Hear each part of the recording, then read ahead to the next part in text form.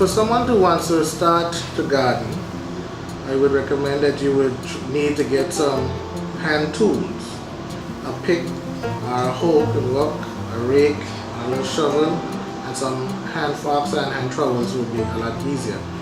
A watering can is another thing you would actually need for watering your crops. It's not expensive, and you'd have to buy the highest quality ones to get it done for a backyard farmer. Some of the other things you'd need to start your backyard gardening would be the manual aiding you in terms of your land preparation.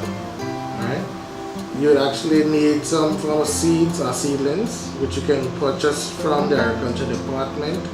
If you buy your own seeds and sow your own seeds, you need seedling trays. Depending on what type of seed it is, you can direct seed them.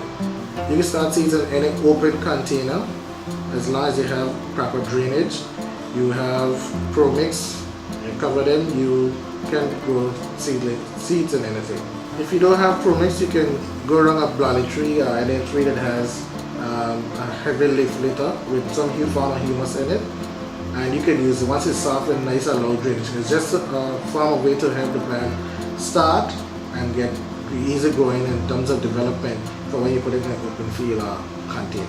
Selecting types of plants you want to plant, you want to go with something easy. A herb is something easy to grow, whether it is thyme, celery, parsley, or even basil is one of the easiest things to grow. And if you're a person that was looking for actual fruit vegetables like tomatoes, peppers, or eggplants, you can do any of those. Sweet pepper being one of the easiest ones, doesn't need much maintenance. Tomatoes, even eggplant as well. In the event you need any form of chemicals, you can find them at the department for your pests, which for backyard farming we don't really recommend you to use chemicals. Healthiest way is the best way, which is going out and hand picking most of your pests.